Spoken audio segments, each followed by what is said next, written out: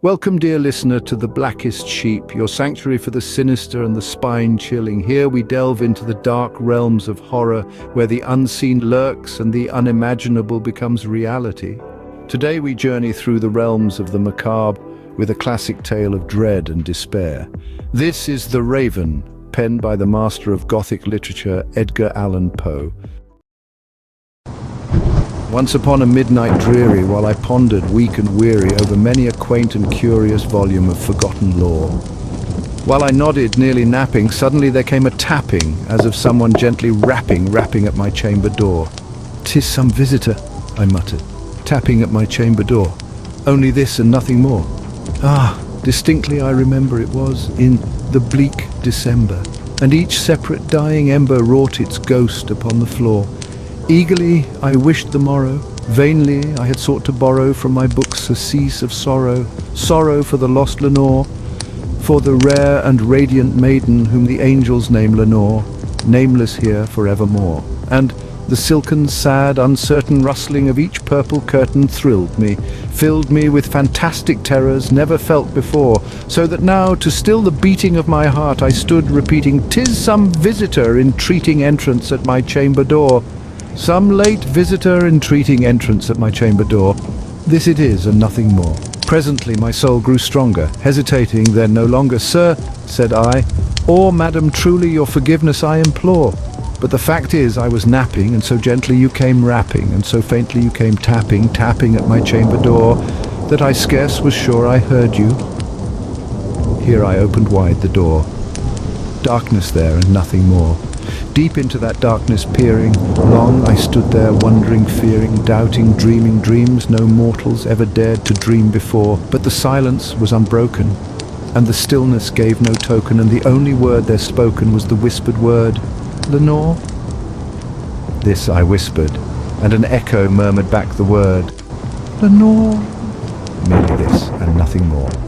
Back into the chamber turning, all my soul within me burning. Soon again I heard a tapping, something louder than before. "Surely," said I, "surely that is something at my window lattice. Let me see then what thereat is, and this mystery explore. Let my heart be still a moment, and this mystery explore. 'Tis the wind, and nothing more." Open here I flung the shutter, when with many a flirt and flutter, in there stepped a stately raven of the saintly days of yore. Not the least obeisance made he, not a minute stopped or stayed he, but with mien of lord or lady, perched above my chamber door, perched upon a bust of Pallas, just above my chamber door, perched and sat, and nothing more. Then the ebony bird, beguiling my sad fancy into smiling by the grave and stern decorum of the countenance it wore. "Though thy crest be shorn and shaven thou," I said, "art sure no craven, ghastly, grim and ancient raven, wandering from the nightly shore?" "Tell me what thy lordly name is on the night's Plutonian shore," quoth the raven. "Nevermore." Much I marvelled this ungainly fowl to hear discourse so plainly, though its answer little meaning, little relevancy bore. For we cannot help agreeing that no living human being ever yet was blessed with seeing bird above his chamber door. Bird or beast upon the sculptured bust above his chamber door, with such name as Nevermore. But the raven, sitting lonely on that placid bust, spoke only that one word, as if its soul in that one word he did outpour. Nothing farther then he uttered, not a feather then he fluttered, till I scarcely more than muttered, "Other friends have flown before. On the morrow he will leave me, as my hopes have flown before."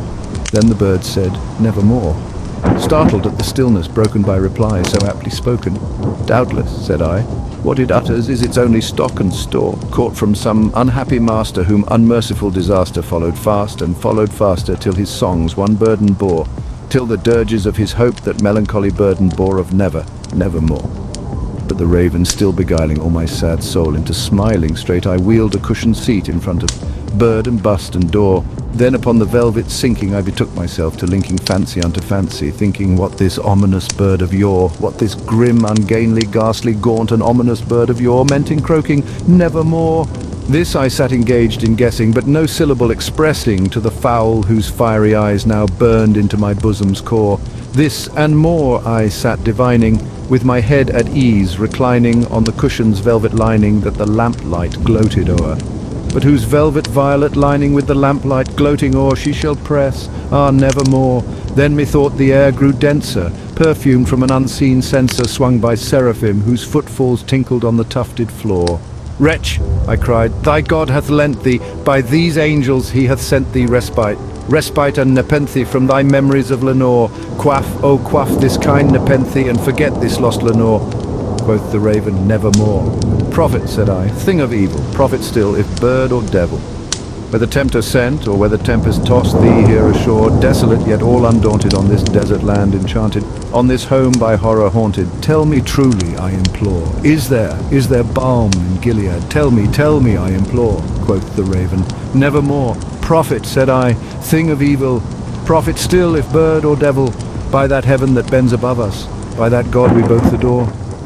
Tell this soul with sorrow laden, if within the distant Aidenn it shall clasp a sainted maiden whom the angels name Lenore, clasp a rare and radiant maiden whom the angels name Lenore.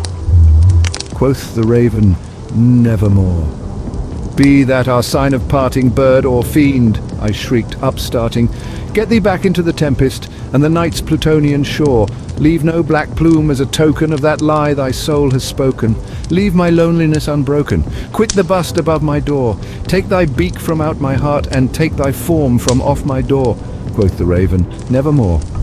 And the raven, never flitting, still is sitting on the pallid bust of Pallas just above my chamber door, and his eyes have all the seeming of a demon's that is dreaming, and the lamplight o'er him streaming throws his shadows on the floor, and my soul from out that shadow that lies floating on the floor shall be lifted nevermore. I hope you've enjoyed these haunting words from the terrifying mind of Edgar Allan Poe. If you have, please press the like button to let us know. For more spine-chilling tales of things that go bump in the night, consider subscribing to The Blackest Sheep, and don't forget to ping the bell icon so you never miss a chance to be terrified. Thank you, and good night.